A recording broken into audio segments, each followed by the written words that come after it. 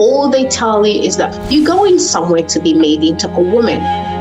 I was 11. What did I know about womanhood? I hadn't even had my period yet.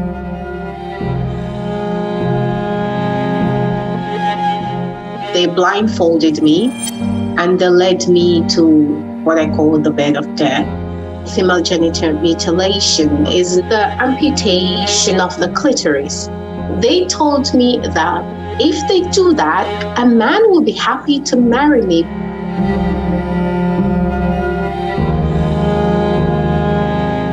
I was 11. My sister Matilda was 13. So we got there, and there must have been about a dozen women. They had been drinking and they welcomed us. They had like a small hut and they told us to go in there and take off our clothes. We didn't ask any questions. Nobody told us what was actually going to happen. So we took our clothes off, and then one of the women came to get us, and they told us to sit under the tree that was in the compound. Now remember, this is a secluded area. They came and got my sister.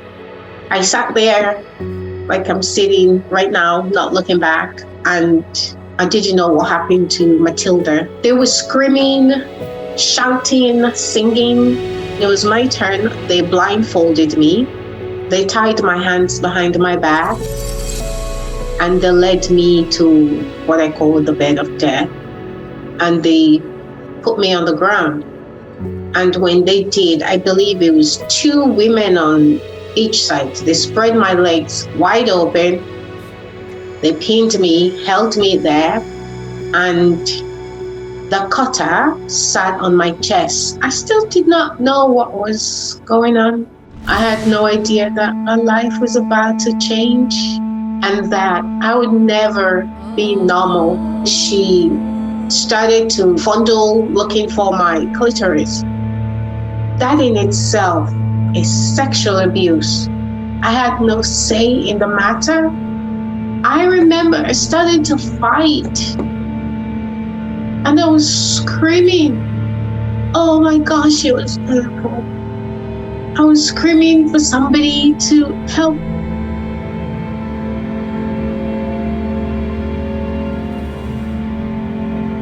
She amputated my clitoris. And then after that, they helped me up my feet, but the pain, I could not even walk. I remember looking down and I saw that I was covered in blood. And from that day, I had a blood phobia. No girl should go through that. The woman that did the cutting, she was drunk that night. She did massacre my vagina. But what she did, what was hanging loose was not the clitoris that was amputated in half. It was my labia minora. I became insecure about myself as a woman. My childhood was snatched from me every single day with a pain, physical pain, emotional pain. FGM brings with it its long-term effects. I don't think that this will ever go away. No matter how much therapy I go through, I don't think I'll ever be able to sit and talk about what happened to me and not shed a tear.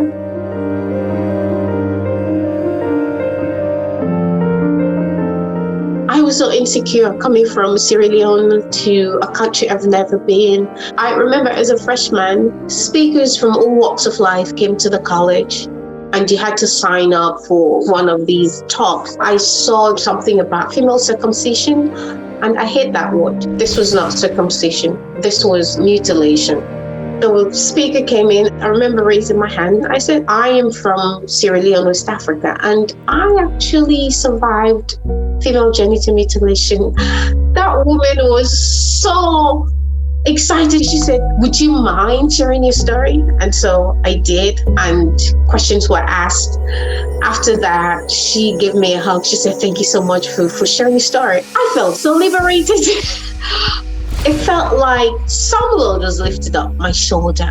People actually listened to me. They weren't pretending that they were interested. They wanted to know more. I said, oh my gosh, from today, I will continue to openly talk about this.